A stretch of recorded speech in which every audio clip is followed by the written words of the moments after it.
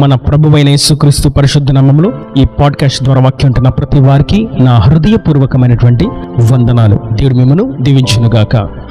యోబు గ్రంథము 5వ అధ్యాయము 17వ వచనం.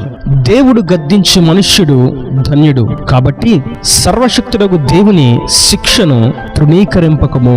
చదివినటువంటి వాక్య భాగాన్ని మరొక తర్జుమాలో మనం చూసినట్లయితే, ఇదిగో ఆలకించండి, దేవుడు శిక్షించి సరిదిద్దే మనిషి ధన్యజీవి, కనుక ఆయన అమితమైన శక్తి గలవాని క్రమశిక్షణను నిర్లక్ష్యము చేయకుము.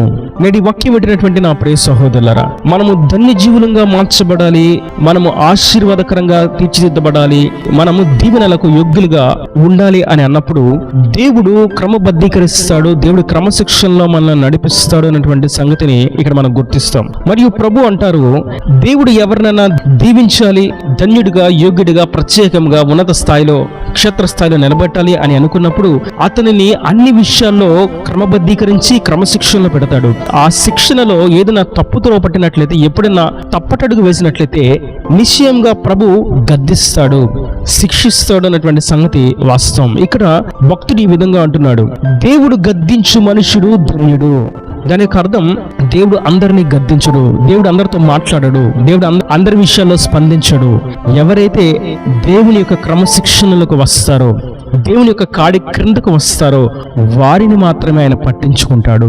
నేడు మనం చూస్తున్నట్లయితే అన్యాయం చేసేవారు, మోసము చేసేవారు, ధనాన్ని కూర్చుకున్నవారు, లంచాలు తీసుకున్నవారు, వడ్డీ వ్యాపారాలు చేసేవారు, న్యాయాన్ని తప్పించి తీర్పు తీర్చేవారు, డబ్బును తీసుకొని సత్యాన్ని కప్పివేసేవారు, ధనాన్ని స్వీకరించి అసత్యాన్ని సత్యముగా నిరూపించేవారు అందరూ బాగున్నట్లుగా మనకు కనిపిస్తూ ఉంటారు.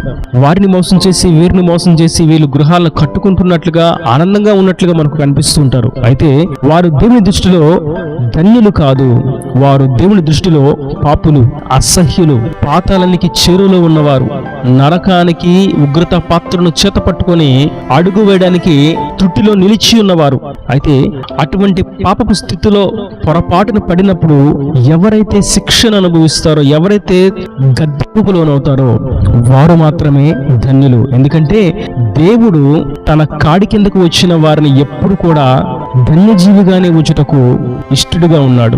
నేటి వాక్యం వింటున్నటువంటి నా ప్రియ సహోదరులారా, మనకు కలిగినటువంటి శ్రమలను బట్టి, శిక్షను బట్టి, ఇబ్బందులను బట్టి మనము ఏమాత్రం వెనకడుగు వేయక, మనం యథార్థంగాను, నీతిగాను, సత్యము కొరకు పవిత్రంగాను, పరిశుద్ధంగాను జీవిస్తూ ఉన్నప్పుడు మనలను దేవుడు క్రమబద్ధీకరిస్తున్నాడు, క్రమశిక్షణలో నడిపిస్తున్నాడు. ఆయన అమితమైనటువంటి శక్తికి మనల్ని మనం అప్పగించుకోవాలని ఆయన కాడి కింద మనం నిలిచి ఉండాలి. కానీ ఆయన క్రమశిక్షణను, ఆయన గద్దింపును, ఆయన శిక్షను మనం నిర్లక్ష్యపరచకూడదు, తుణీకరించకూడదు అని పరిశుద్ధాత్ముడు తేటగా సెలవిస్తున్నారు. అందుకే సామెతల గ్రంథకర్త ఈ విధంగా అంటాడు. సామెతల గ్రంథం 3వ అధ్యాయము 11-12 వచనాలు. నా కుమారుడా, యెహోవా శిక్షను తృణీకరింపవద్దు, ఆయన గద్దింపునకు విసుగవద్దు. తండ్రి తనకు ఇష్టుడైన కుమారుని గద్దించు రీతిగా యెహోవా తాను ప్రేమించు వారిని గద్దించును. ఇక్కడ మనం చూస్తున్నాం, దేవుడు ఒక వ్యక్తిని ధన్యజీవిగా ఎంచాలి అన్నప్పుడు గద్దిస్తాడు, క్రమశిక్షణలో పెడతాడు, తప్పు చేస్తే శిక్ష అనే మేతను కూడా పెడతాడు అన్నటువంటి సంగతిని చూసాం. ఈ సామెతల గ్రంథంలో 2వ అంశాన్ని మనం గమనిస్తాం, దేవుడు తాను ప్రేమించిన వారిని గద్దిస్తాడు అని. ఎవరైతే దేవుడి ప్రేమలో ఉంటారో, దేవుని ప్రేమకు యోగ్యులుగా నడుస్తున్నారో వారిని ఆయన గద్దిస్తాడు. వారిని ఆయన సరైన మార్గంలో నడిపించడానికి ఎల్లవేళలా క్రమబద్ధీకరిస్తుంటాడు. శిక్ష అనేటువంటి మేతను పెట్టి సత్యములో స్థిరపరుస్తూ ఉంటాడు. ఒకవేళ ఆయన ప్రేమను పొందుకోలేని వారుగా, ఆయన ప్రేమకు ఎదురు తిరుగుతూ, ఆయన వాత్సల్యతను విసర్జించి, ఆయన కృపకు కఠినులుగాను ఎదురాడుతూ ముందుకు సాగినట్లయితే దేవుడు అట్టి వారిని పాపము చేస్తున్నప్పటికీ ఆయన ఏమాత్రము క్రమశిక్షణ పెట్టడానికి ప్రయత్నం చేయడు. ఎందుకంటే వారు ఆయన ప్రేమ నుండి దూరమైపోవట చేత. మనం పరిశుద్ధ లేఖనాల్లో అనేకమైనటువంటి విషయాలను గమనిస్తాం. దావీదు అనేటువంటి ఇజ్రాయేలు రాజు బెత్షెబా అనేటువంటి స్త్రీతో వ్యభిచార పాపం చేసినప్పుడు దావీదు ఎప్పుడు దేవుని ప్రేమిస్తూనే ఉన్నాడు, ప్రార్థిస్తూనే ఉన్నాడు. దేవుని సన్నిధికి ఎప్పుడు దూరము కాక ఆయన సహాయం కొరకు ఎదురు చూస్తూనే ఉన్నాడు. ఆయన ప్రేమలో నిలిచి ఉన్నాడు, విశ్వాసంలో స్థిరంగా ఉన్నాడు. కాబట్టి దావీదు తప్పు చేసినప్పుడు దేవుడు నాతాను తన ప్రవక్తను పంపి గద్దించి హెచ్చరించాడు. నువ్వు చేసినది తప్పు అని తెలియచేశాడు. దానికి నీకు శిక్ష వస్తుంది అని తెలియచెప్పాడు. నీకు పుట్టబో కుమారుడు మరణిస్తాడు అని శిక్షను పంపించాడు. క్రమశిక్షణలో పెట్టడానికి, క్రమబద్ధీకరించడానికి శిక్షను మేతను దావీదుకు పెట్టాడు. దావీదును గద్దించాడు. దావీదు యొక్క తప్పును గుర్తు చేశాడు. ఎప్పుడైతే దావీదు దేవుని యొక్క గద్దింపును గుర్తించి పాపాన్ని గమనించి పశ్చాత్తాపపడి ప్రభు వైపుకు తిరిగినప్పుడు భూమిలో తన ముఖమును ఉంచుకొని పాపిని ప్రభువా అని ప్రణమిలినప్పుడు ప్రభువు దావీదును క్షమించాడు. దావీదు యొక్క సింహాసనాన్ని స్థిరపరిచాడు. ఎందుకంటే దేవుడు కూడా దావీదును ప్రేమిస్తున్నాడు. కారణం, దావీదు దేవుడు కాడి కింద ఉన్నాడు, ఆయన సన్నిధిలో ఉన్నాడు, ఆయన సహాయం కొరకు ఎదురు చూస్తున్నాడు. ఆయన లేకుండా నేను జీవించలేను అని వాపోతూ ఉన్నాడు, విలపిస్తూ ఉన్నాడు, విజ్ఞాపన చేస్తూ ఉన్నాడు. కాబట్టి దేవుడు దావీదును గద్దించాడు. ఆ గద్దింపును దావీదు తృణీకరించలేదు. నా కుమారుడు హతమైపోవడానికి నేను ఒప్పుకోను. ఒకవేళ నా కుమారుడు హతమైనట్లయితే నేను నిన్ను విసర్జిస్తాను. నేను రాజును కాబట్టి ఏదైనా చేయడానికి నాకు అధికారం ఉన్నది.